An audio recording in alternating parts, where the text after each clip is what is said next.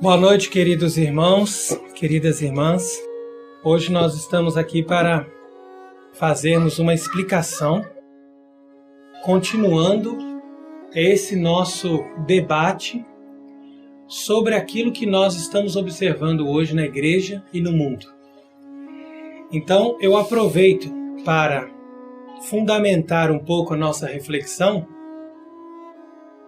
das respostas que o arcebispo Monsenhor Carlo Maria Viganò recentemente enviou a essas pessoas que estavam questionando a sua postura.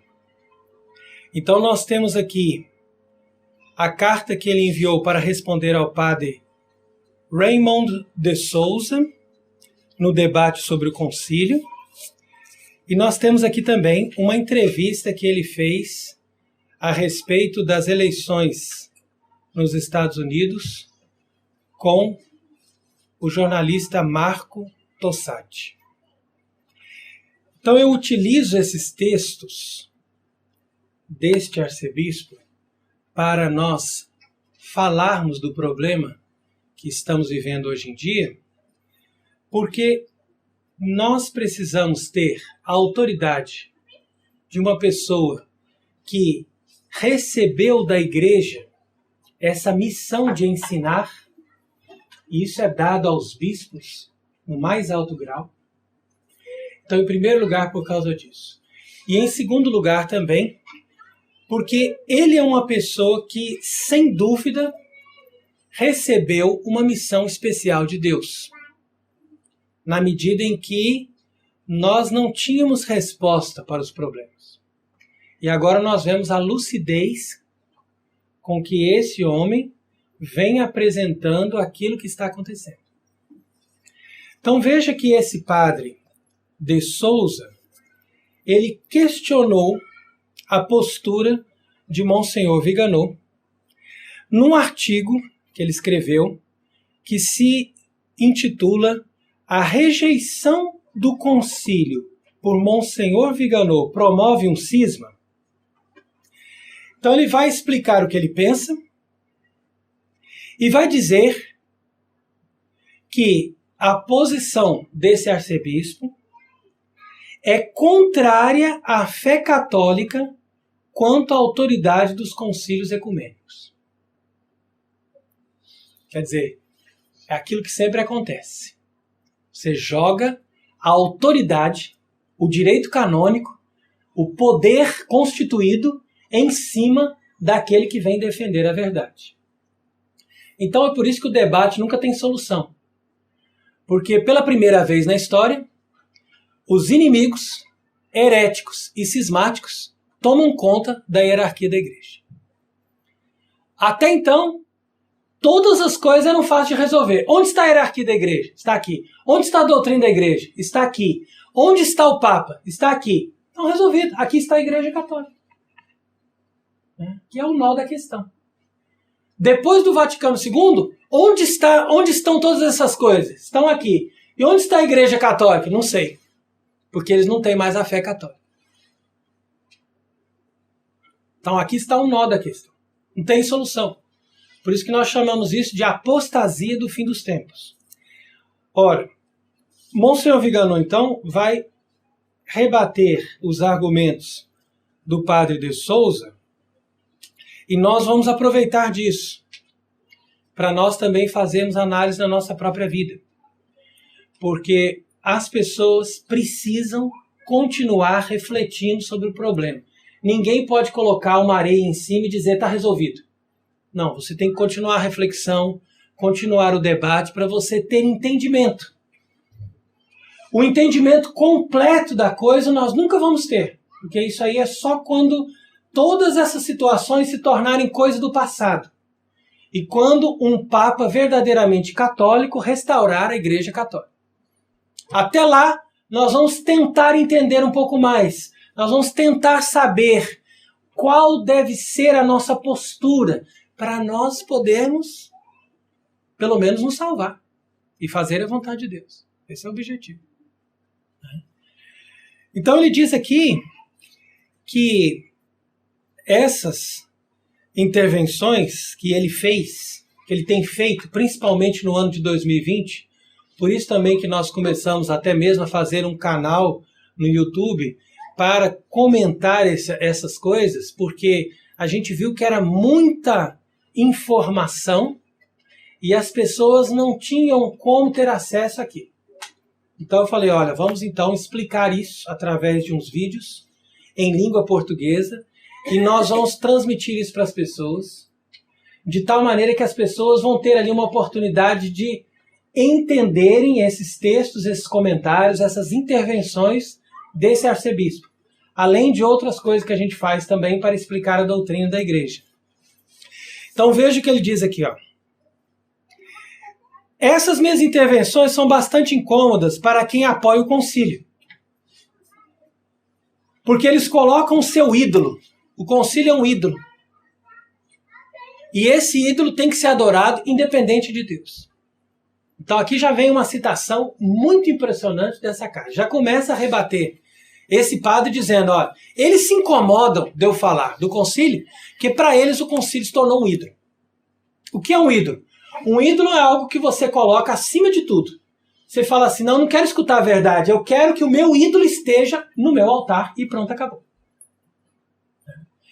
Então esse concílio que foi feito com o objetivo de destruir a igreja, sem dúvida, isso aí ninguém pode questionar em sã consciência, ele se tornou uma espécie de ídolo. Porque aí as pessoas que às vezes nem sequer sabem, nunca nem leram o que ele diz, elas dizem, é fundamental defender esse concílio, porque defender esse concílio significa defender o sonho dessa nova igreja. E o concílio, que foi assinado há quase quantos anos? Mais de 50 anos. 50 anos atrás. Ele até hoje não é compreendido nem pelas autoridades da igreja. Imagina pelos leigos. Quando que os concílios antigos, no dia seguinte que eles faziam, todo mundo já tinha entendido. Não é assim, isso está errado, isso está certo, acabou. Agora, você escreve um concílio, milhares de páginas, e põe ali as palavras ambíguas que você quer, pronto, você jogou veneno. É a mesma coisa que um sujeito entrar numa oficina com um carro bom e ele diz para o mecânico, ó, eu só quero que você dê uma olhada se meu carro tem alguma coisa aí que precisa acertar, melhorar.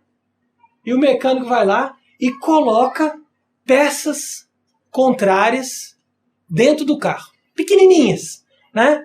Coloca ali uma coisa errada aqui, uma coisa errada ali e você diz, o carro está ótimo. E você vai andar no carro, depois de alguns dias você percebe, o carro ficou pior. Eu não devia ter levado o mecânico, porque o carro ficou pior. O que você vai dizer? Que o mecânico é ótimo? Tem que salvar esse mecânico de qualquer jeito? Não, você vai dizer, esse mecânico tem que pagar o conserto e voltar o carro do jeito que ele estava antes. Essa é a lógica. Mas ninguém cai nessa lógica. Por quê? Porque a lavagem cerebral que as pessoas recebem é essa. O concílio está acima da própria igreja, e aqui, ó, falando dele como ídolo, ele às vezes está acima do próprio Deus. Então veja aí como é que o nível da coisa. E ele diz também que as pessoas têm uma certa raiva dele ter uma decisão de não fazer aparições públicas. Não fazer aparições públicas. Porque, de fato, se ele está falando a verdade, como é que ele pode ficar fazendo aparições públicas? Isso é extremamente perigoso na atual conjuntura. A pessoa quer denunciar o erro, mas não quer morrer. Se amanhã ou depois alguém vier e nos matar, nós aceitamos o martírio. Mas eu não posso dizer, olha, vem e me matem. Isso aí é imprudência. Não é a vontade de Deus. Então ele não faz aparições públicas. Isso deixa os inimigos com mais raiva. E ele vai dizendo também que destacam, né, muitos destacaram a refutação dele de causa e efeito entre Vaticano II e a atual apostasia, dizendo que isso é uma atitude cismática. Mas aí ele vai explicando, né, que Diante de tais reclamações bem fundamentadas, ninguém jamais propôs soluções válidas ou aceitáveis. Pelo contrário, para defenderem o totem conciliar, recorreram ao descrédito, né? Eles recorrem sempre ao descrédito do interlocutor, condenando-o ao ostracismo e à acusação genérica de querer minar a unidade da igreja. Então, antes de você discutir, em outras palavras, está dizendo assim, antes de você querer discutir o problema, falar, vamos discutir, vamos questionar, não, ele já diz, você está indo contra a unidade da igreja, você está fora da igreja, percebe? Então, veja, o que ele está dizendo aqui é muito sério, porque a unidade da igreja, ela não é feita a ferro e fogo. Isso não é a igreja católica. A unidade da igreja não é feita com o comando de uma autoridade. A autoridade, ela organiza, mas ela não faz a unidade da igreja. A unidade da igreja é um dom que acontece pela unidade da fé. Então, se todos estão de acordo que aquela é a mesma fé que é ensinada desde os apóstolos, desde os padres da igreja até hoje, e você tem como provar isso, você tem como demonstrar isso, então automaticamente existe uma unidade. É claro que nem todas as pessoas vão conseguir perceber isso, ou vão conseguir ter a graça de estarem na unidade da igreja. Mas a unidade da igreja tem que ter essa lógica. Então é por isso que eu estou ensinando aqui, através dessas acusações de Monsenhor Viganò, que ao contrário do que esses homens, ou seja, bispos, sacerdotes, que defendem a igreja moderna, estão ensinando, a unidade da igreja hoje ela é impossível. É impossível. Por quê? Porque a fé católica não está sendo ensinada. A unidade da igreja só será possível quando nós tivermos um Papa católico que fizer pelo menos 3 coisas. Condenar o Concílio Vaticano II como um falso concílio que se apresentou como católico, mas que não é católico. Condenar a missa nova, que faz parte do pacote do Concílio Vaticano II, como uma missa que se apresentou como católica, mas não é católica. E condenar, né, todas as pessoas que insistirem no concílio, na missa nova e todo o pacote da igreja nova como excomungados. Dando direito a essas pessoas a saírem da excomunhão assim que eles fizerem um ato público de renúncia ao concílio, à missa nova e a todo o pacote da igreja nova. A partir daí, toda a unidade da igreja acontece. Fora daí, você pode ter certeza, é impossível ter a unidade. Por uma simples razão, porque a igreja nova, fundada pelo concílio e tornada, né, possível pela missa nova, ela não é a igreja católica. Então, se eles querem fundar uma nova igreja, que fundem fora da igreja. Mas uma vez que eles fundaram uma nova igreja dentro da estrutura da igreja, então só é possível quando um padre vier e condenar essa nova igreja dentro da igreja católica. E isso vai acontecer por uma graça especial de Deus que vai providenciar uma eleição milagrosa de um Papa católico. Agora, isso eu vou comentar em outros vídeos, senão não vou conseguir comentar hoje, né? Mas isso são realidades que vão acontecer. Então, por isso que hoje em dia, nós podemos, com certeza, raciocinar o seguinte, que as pessoas que quiserem ser católicas, nós não estamos falando de década de 70, década de 80, isso aí já passou. As pessoas que quiserem ser católicos hoje, em 2020, elas têm que enxergar a realidade. Já passou o tempo da igreja provisória, que foi de Paulo VI até Bento XVI. A igreja provisória, ela era um pouco católica e um pouco nova igreja. Fazia o joguinho. Cada dia eles estavam jogando numa das duas. Francisco não está brincando mais. Ele está fazendo a nova igreja preconizada pelo Vaticano II. Por isso que Monsenhor Viganò faz uma relação de causa e efeito entre Vaticano II e a apostasia de Francisco. Certo? É causa aqui, efeito aqui. Agora veja, se a pessoa quer ser católico hoje, então com toda essa clareza de pensamento, a pessoa tem que dizer o seguinte: eu não aceito o Vaticano II, nem a missa nova e nem o pacote completo da Igreja Nova que veio com o Vaticano II. Se a pessoa rejeita todos esses erros, ela mantém a fé católica. Depois, num segundo momento, ela vai saber como que ela vai fazer com os sacramentos, como que ela vai fazer para poder manter a sua vida de piedade, a sua vida de oração. Isso é uma coisa subjetiva, secundária. A coisa primária é ela manter a fé que é ensinada pela Igreja una, santa, católica e apostólica. Sem essa fé, não adianta você brincar, você não entra no céu. Isso é a fé que Cristo ensinou e que os apóstolos ensinaram. Entendeu? Então vai prestando atenção no que ele vai dizendo aqui. Né? Que a última acusação é tanto mais grotesca quanto mais é evidente o estrabismo dos acusadores. Quer dizer que eles acusam, mas eles não conseguem enxergar uma coisa tão óbvia. Parece que eles são cegos, que eles precisavam usar óculos. Né? Que desembainham, né, o martelo dos hereges contra aqueles que defendem a doutrina católica e ortodoxa.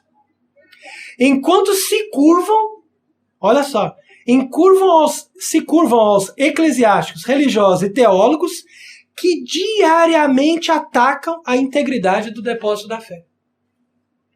Ou seja, eles são prontos para fazer cartas e nos acusarem de cismáticos, está fora da igreja, você é um herege, mas está ali cheio de teólogos, falando coisas que nunca foram aprovadas pela igreja, que foram condenadas pela igreja em todas as letras, e ninguém diz nada. Ou até diz: olha que beleza esse teólogo, olha que beleza esse padre, a pregação dele. Né? Imagine.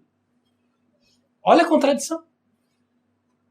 Então é inevitável a recordar a esse respeito que aqueles teólogos que foram suspensos por seus ensinamentos, afastados dos seminários e sancionados com censuras pelo Santo Ofício, foram esses mesmos, que foram convocados para o concílio, como conselheiros e peritos. Ou seja, todos aqueles que estavam condenados pela igreja, que estavam colocados para fora como heréticos, cismáticos, excomungados, no dia do concílio estavam lá dentro trabalhando como peritos. Escrevendo, anotando, dizendo, ó, é assim que tem que fazer. Né? Então, como que você vai entender isso? Alguma coisa está errada. Alguém está tomando o poder dentro de uma igreja que antes pertencia a Deus. Tá vendo? Então veja que eles conseguem fazer uso das normas canônicas para perseguir o bem, ao mesmo tempo tendo cuidado de não as usar contra aqueles que são os verdadeiros cismáticos e hereges. Ou seja, cismático significa que está fora da igreja, e herege significa aquele que prega uma doutrina falsa. Então quer dizer que eles foram reabilitados, né? E muitos, inclusive, que foram condenados por João Paulo II pela teologia da libertação, agora também foram reabilitados por Bergoglio. Então você vê que na época de João Paulo II, enquanto estava funcionando a igreja provisória, ainda tinha uma certa força para você condenar os hereges mais radicais. Agora nem esses. Até esses estão lá de braços dados, de braços abertos. Né? As pessoas que defendem publicamente as piores atrocidades morais e teológicas. Então ele diz que tais padres, sem considerar os argumentos que apresentei, rejeitam como intrinsecamente cismáticos, né, os comentários que ele faz. Mas eles deveriam ter a boa educação de ler primeiro aquilo que ele escreveu antes de dizer que ele é um cismático. Entendeu? Isso que eu acho importante. Porque eles não leem, não. Eles só falam assim, não, ele é cismático, ele está falando mal do Papa, ele está falando mal do concílio. Não escuta esse homem, não, ele é cismático. E o povo cai igual um cordeirinho. Né? Cai igual um cordeirinho, porque o povo escuta a autoridade, né? Não é a autoridade que está falando. Mas calma, presta atenção, escuta, leia pelo menos o que ele está dizendo.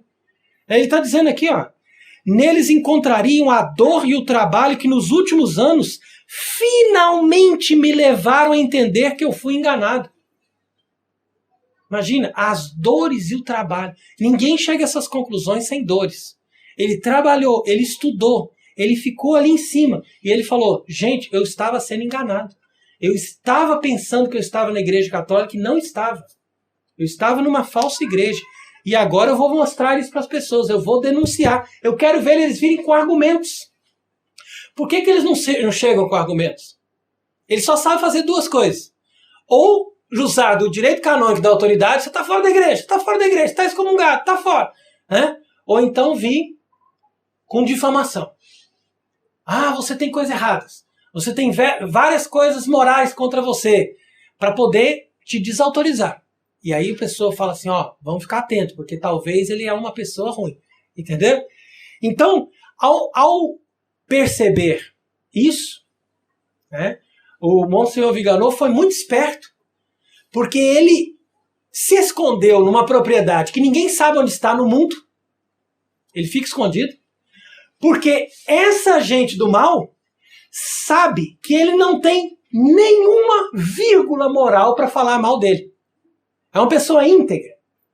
E quando você não tem nada moral para falar da pessoa, e quando você não consegue argumentar com as pessoas, porque os argumentos são perfeitos, implacáveis, verdadeiros, baseados na história e na doutrina católica, aí sabe o que a pessoa faz? Coloca um veneninho no seu chá, faz um caminhão passar na frente do seu carro, né? Ou então simula um assalto, fala, você está sendo assaltado, coitadinho, morreu de assalto. Entendeu? Então ele sabe que para essa gente, a única coisa que pode fazer com ele é matar. Por isso que eles têm mais raiva, porque eles não conseguem achar onde ele está para poder matar. Essa que é a verdade. Então isso aqui é muito mais sério do que a gente pensa. Que nós estamos falando de milhões de pessoas, nós estamos falando de dinheiro, nós estamos falando de uma estrutura, nós estamos falando de uma igreja falsa que sustenta o poder do anticristo. Pensa bem na conclusão disso. Onde que isso vai parar? Presta bem atenção. Então ele vai argumentando que eles usam a aparência de autoridade para ganhar a obediência do clero e do povo de Deus. Entendeu? Para você ser legítimo na sua autoridade, você tem que mostrar, ó, a carteirinha. Qual que é a carteirinha de um bispo? Qual que é a carteirinha de um papa? Está aqui assinado. Ó. Toda a doutrina dos antigos está de acordo com o que eu falo. Isso é minha carteirinha. Então veja o que ele diz, ó. Essa obediência foi fingida pelos pastores sem a menor exceção para derrubar a igreja de Cristo por dentro. Para derrubar a igreja de Cristo por dentro. E eu já escrevi e declarei em várias ocasiões a respeito dessa falsificação da autoridade da hierarquia. Que as pessoas não ousaram desobedecer em massa, e então eles foram obrigados a engolir doutrinas heterodoxas e ritos protestantes. É isso que você engole todo dia quando você frequenta a igreja moderna.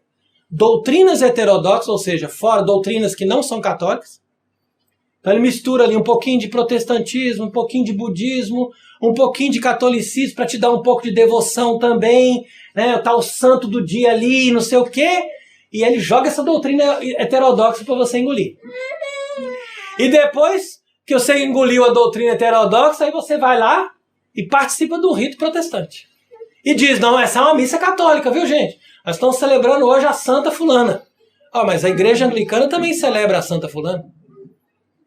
Não significa que para ser rito protestante, você tem que ficar fazendo um rito protestante pentecostal. Até isso eles fazem também. Mas existem também missas muito bem celebradas, né, entre aspas, pelos protestantes anglicanos. E ninguém diz que não é uma missa católica. Então você tem que saber o que você está participando. A verdade é essa. Então ele diz aqui, ó, esses padres evidentemente argumentam que não é possível mudar de ideia e que é preferível continuar errando do que fazer os passos para bloquear esse movimento. Então, volta no que eu estava dizendo no começo, é o nó da questão. Principalmente para um padre, para um bispo, para um religioso, é muito difícil você entender essas coisas e tomar uma decisão. Porque você sabe que você vai perder o seu dinheiro, você sabe que você vai perder o seu emprego, você sabe que você vai perder os seus fiéis, você sabe que você vai perder a sua própria credibilidade, mas você tem que acreditar que você não vai perder a graça de Deus. Isso é o mais importante. Eu antes acreditava na igreja moderna porque eu acreditava nos milagres, entre aspas, sensíveis que a gente vê cada dia. Olha, eu acho que a igreja moderna está certo que eu celebro missa nova e essa pessoa que eu rezei por ela foi curada. Então eu acho que essa igreja está certa. Mas se você for analisar, essa é a mesma lógica dos protestantes. E quando você lê o Evangelho de São Mateus, que ele vai inclusive comentar aqui mais para frente, você lê assim que as pessoas chegaram para Nosso Senhor dizendo: Senhor, em vosso nome nós fizemos muitos milagres. Senhor, em vosso nome nós expulsamos os demônios. Senhor, em vosso nome nós profetizamos. E o Senhor vai dizer para eles, Mateus capítulo 7, afastai-vos de mim, eu nunca vos conheci. Eu nunca vos conheci. Eu não sei quem vocês são. Então preste atenção na gravidade de tudo que nós estamos aqui ensinando para que você participe da graça dessa consciência e tome a sua decisão diante desses fatos. Então, quando as pessoas se dão conta de tudo isso, elas entram numa grande confusão. Porque a maioria das pessoas não tem informação suficiente para saber lidar com todos esses elementos. E eu fico recebendo muitas mensagens de pessoas confusas que pedem explicações. Então eu destaquei aqui uma mensagem que eu achei muito interessante que eu recebi pela internet de um rapaz que diz o seguinte, como eu disse no meu comentário no canal de vocês, eu venho de uma tradição protestante, mas eu me decepcionei com muitas coisas que descobri sobre os reformadores. Então comecei a me interessar pela Igreja Católica. Vai ouvindo. E comecei a perceber, por meio de outros estudos, que eu, na verdade, não conhecia a Igreja Católica. E que as pessoas mentiam sobre a história da Igreja. Distorciam as coisas, nunca falavam dos santos e das coisas boas da Igreja, etc. Tudo isso e mais algumas coisas que não posso dizer aqui, pois não convém, me afastaram do mundo protestante, mas não de Cristo. E eu amo a Cristo e quero de todo o coração estar com Ele para todo sempre. Veja, essa é a sinceridade de uma pessoa que está saindo do protestantismo e vai chegar na frente de muitos católicos. Porque a sinceridade do coração dele está guiando ele. E ele diz, então eu me voltei para a Igreja Católica e me deparo com essa crise. Briga entre tradicionalistas, modernistas, papistas, sede-vacantistas e tantos istas que eu fiquei perdido. Ele diz que começou a ver os vídeos denunciando várias agendas globalistas, maçônicas e progressistas. Então, eu pergunto, como eu vou me guiar na fé? Eu venho pedir ajuda. Tá vendo? Então aqui é a partir desse tipo de pessoas que a gente vai trabalhar. É a partir das pessoas que têm realmente intenção de conhecer a verdade e conhecer a Deus. Ninguém pode estar apegado à sua própria religião. Se Cristo nos manda renunciar a si mesmo, quanto mais nós temos que renunciar à nossa religião. Então é isso que os discípulos dessa nova igreja deveriam pensar. Chegou a hora de você renunciar a essa nova igreja, renunciar ao concílio, renunciar a essa missa que você participou que não é católica e viver a sua religião católica. A religião católica não pertence a ninguém, ela pertence a Deus. e a todos os que têm a verdadeira fé e que querem testemunhar a verdadeira fé. Então, por isso que o Monsenhor Viganò diz, como as pessoas puderam renunciar à missa tridentina e substituí-la por um rito atribuído ao livro de oração comum de Cranmer. O que é o rito de Cranmer? É o rito anglicano, é um rito protestante que parece com uma missa. Então essa que é a verdade, as pessoas renunciaram a uma missa católica, que era aprovada pela igreja, e que os papas diziam, nunca mais ninguém pode mudar nem inventar um novo rito. Nem um papa. Ele dizia ninguém, nem um papa. Ele proibiu. Quando São Pio V fez isso, em 1570, ele falou, eu proíbo mesmo que seja um papa. Não pode mudar mais. E eles mudaram. Por que eles mudaram? Porque tudo que eles quiseram fazer estava baseado numa única intenção. Vamos destruir aquilo que resta da Igreja Católica. Então o nó do problema é muito grande, percebam bem isso. Porque a Igreja de Cristo ela não foi substituída pela nova igreja de uma hora para outra. Isso é um processo de 50 anos. E é por isso que a imagem que nós usamos sempre é a imagem de La Salette, quando Nossa Senhora dizia que a igreja seria eclipsada. Então você vai percebendo que o eclipse, o astro negro entra na frente do Sol, ou da Lua, e ele vai tampando a luz, né? E vai acontecendo aos pouquinhos, aos pouquinhos, aos pouquinhos, aos pouquinhos. Né? É como se cada um desses 50 anos fosse um minuto de um eclipse. E no fim dos 50 minutos de eclipse, ou seja, de 50 anos de Igreja de Vaticano II, nós já não conseguíssemos mais ver quase nada que sobrou da Igreja Católica.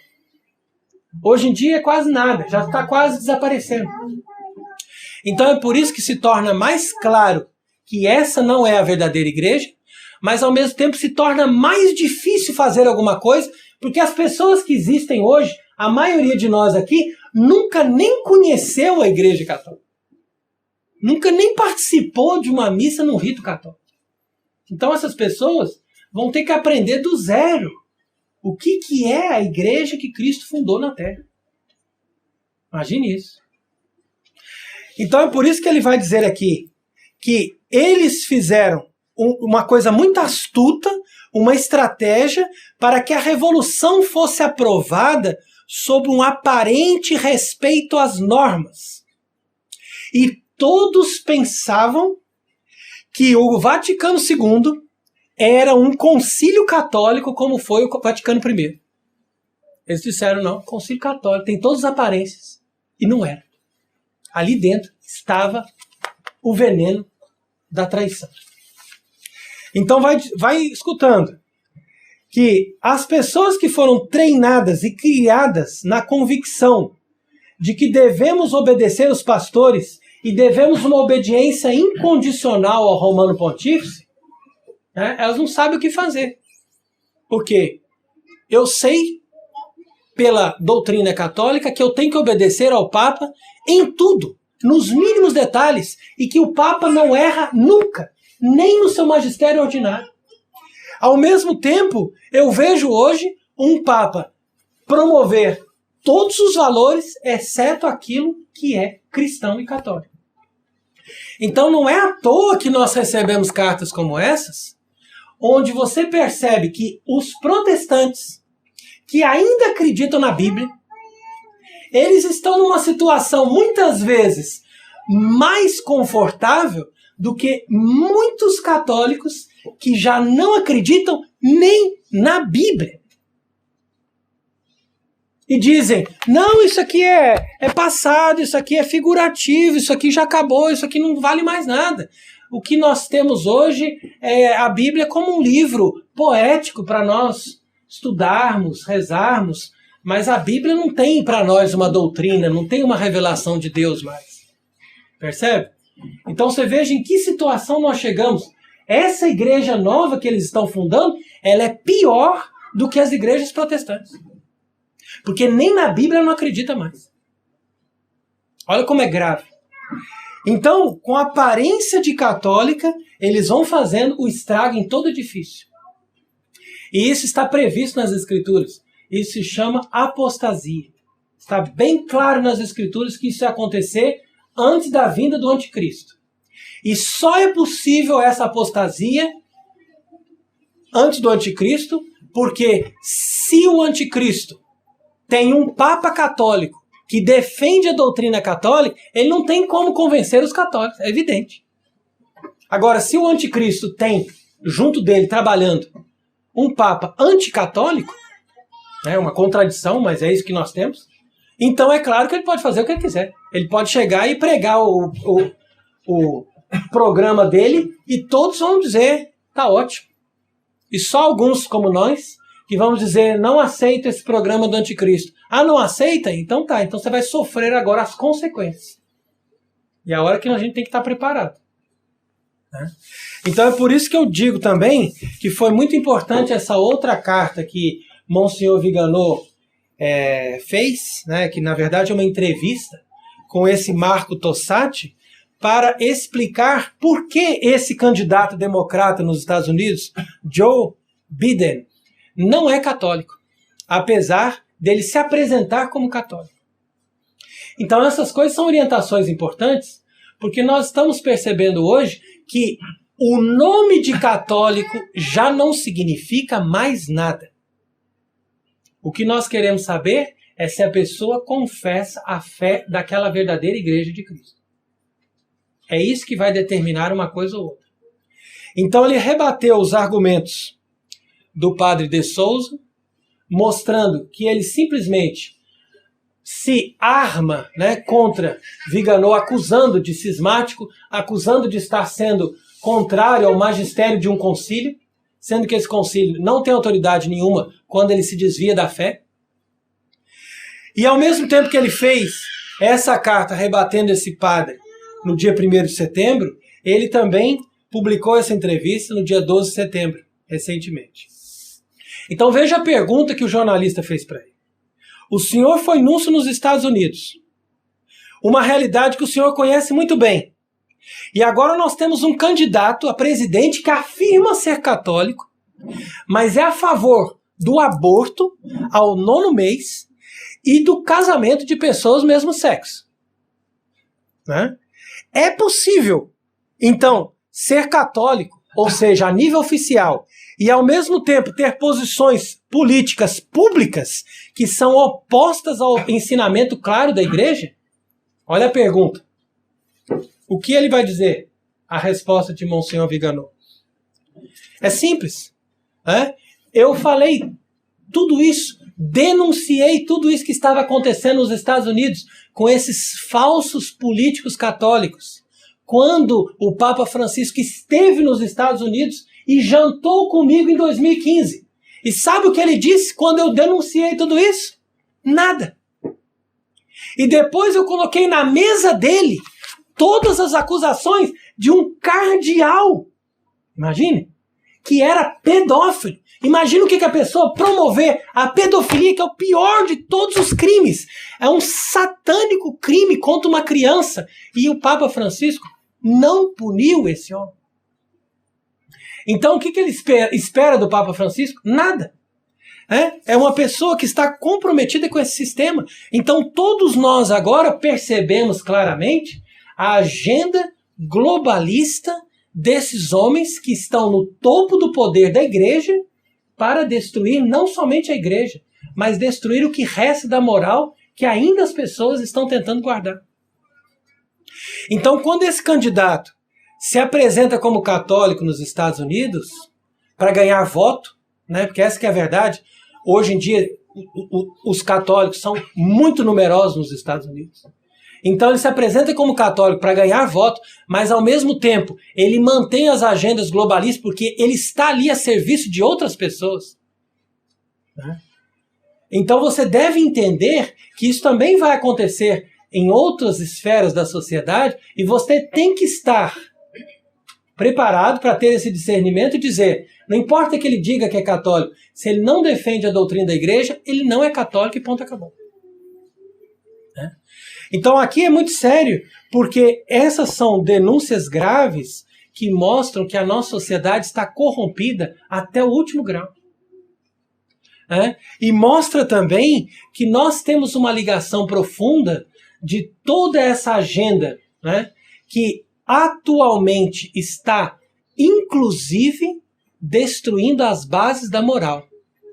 Então é como eu estava explicando na primeira parte da nossa conferência, que na igreja provisória, que durou até o fim do pontificado de Bento XVI, que foi obrigada a renunciar, essa igreja ainda era obrigada a manter uma certa moral, né? Porque isso era para dar autoridade para que os católicos confiassem nela, enquanto se penetrava o veneno do concílio em todas as esferas da igreja e da sociedade.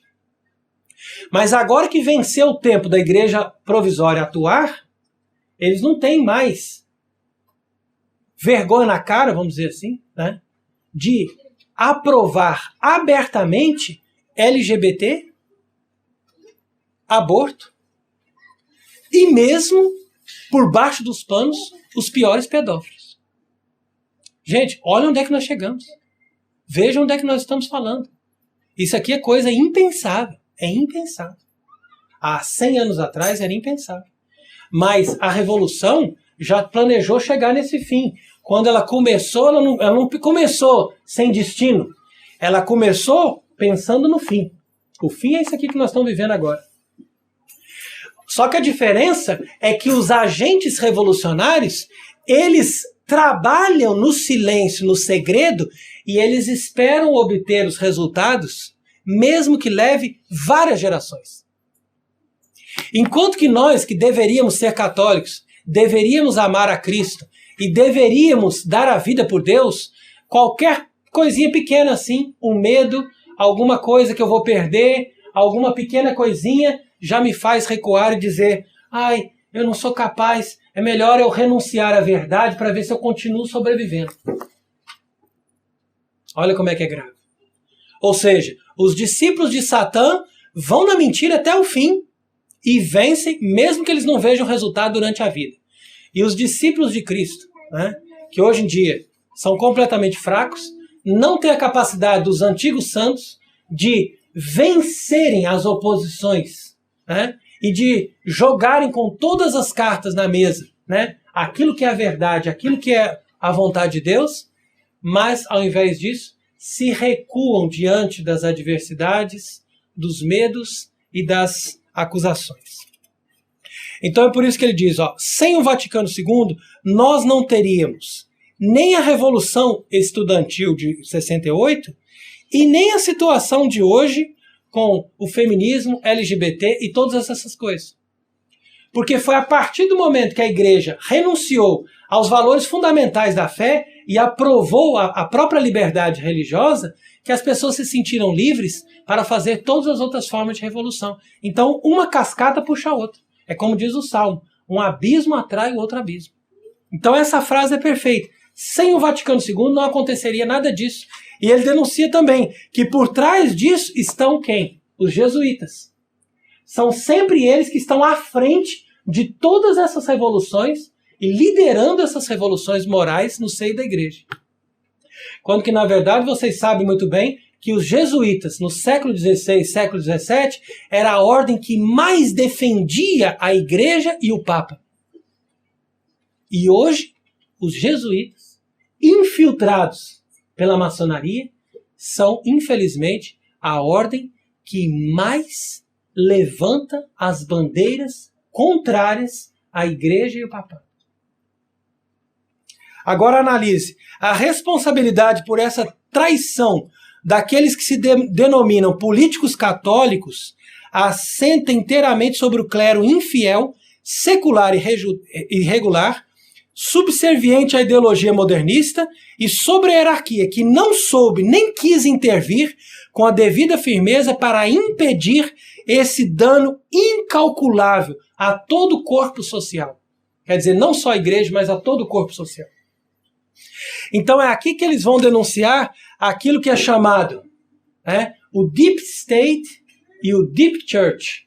Ou seja, o Estado, né, por baixo dos panos, profundo, subterrâneo, né, e a igreja subterrânea. Esse Estado subterrâneo é a besta vinda do mar, como você lê lá no Apocalipse. capítulo 3. E esse estado, essa igreja subterrânea, né, que está se manifestando agora cada vez mais claramente, é aquela besta vinda da terra. As duas bestas juntas formam o poder que vai coroar o anticristo. Ou seja, você tem que ter o poder dos governos, das nações, que uma vez transformados de monarquias católicas em monarquias liberais, depois monarquias liberais transformadas em repúblicas liberais, e de repúblicas liberais transformadas, como nós vemos hoje, em repúblicas a serviço de quem? De Lúcifer. Então veja aí o que ele diz aqui. O que é o espírito do Vaticano II e como esse espírito do Vaticano II penetrou em tudo, fazendo com que o corpo místico da igreja fosse invadido. Né? Fosse invadido por esse veneno. Então, como observou muito bem também o Monsenhor Athanásio Schneider no seu livro Christus Vincit, que a verdade precede a caridade. Então, sem a verdade, não é possível você fazer a caridade. Porque a caridade, ela é um exercício, um dom que acontece através da fidelidade a Deus. A fidelidade a Deus é a verdade. Então, esse Estado moderno e essa igreja moderna, eles convencem as pessoas de que eles são do bem, porque eles promovem a caridade. Então eles dizem, nós estamos promovendo o bem, nós estamos promovendo a caridade, nós estamos promovendo o amor entre as pessoas. E é por isso que eles assinaram agora, o Papa Francisco, esse imã internacional, assinaram em 2019 aquela declaração de Abu Dhabi, que é o ponto mais alto da apostasia depois do concílio. Por quê? Porque ali eles promovem a ideia de que a fraternidade de todas as pessoas do mundo só vai acontecer quando nós cumprirmos essa agenda de deixarmos todas as religiões no mesmo patamar.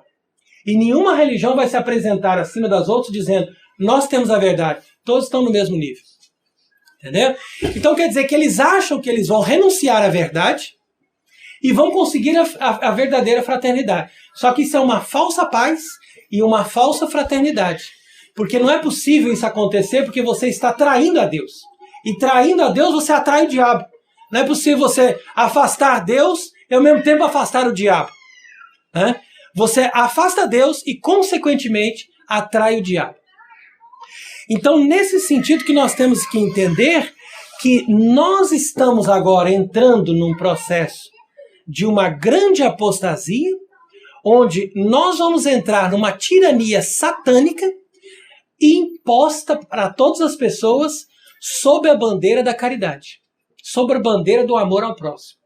Ou seja, o horizontalismo dessa nova igreja. Então, quando nós percebemos tudo isso, é impossível você não fazer uma ligação com o Concílio Vaticano II. Então, por isso que nessa entrevista, Monsenhor Viganò também citou aqui algumas afirmações do padre Calderon, que dizia que, através desse concílio, o Papa renuncia à autoridade que ele tinha em favor da colegialidade. Aí os bispos renunciam à sua autoridade em favor do povo. E o povo, por sua vez, não tem autoridade porque ele não tem a verdade. O povo segue a propaganda. E a propaganda é promovida pela imprensa maçônica que garante a sua atuação pelo dinheiro, pelo poder financeiro, que também pertence aos poderes ocultos que são contrários a Deus e à igreja. Então você percebe? Antes nós tínhamos o Papa que comandava, que garantia a unidade da fé, abaixo os bispos subordinados a ele, abaixo os padres e depois o povo. Hoje é o Papa entregando o poder aos bispos, os bispos entregando o poder aos padres e os padres entregando o poder ao povo. O povo, por sua vez, entrega o poder a quem? A propaganda, que é a propaganda que vai influenciar o povo. E a propaganda não vai levar o povo a um comprometimento com Deus, mas a um comprometimento com o erro e com os vícios, porque é isso que a propaganda quer fortalecer.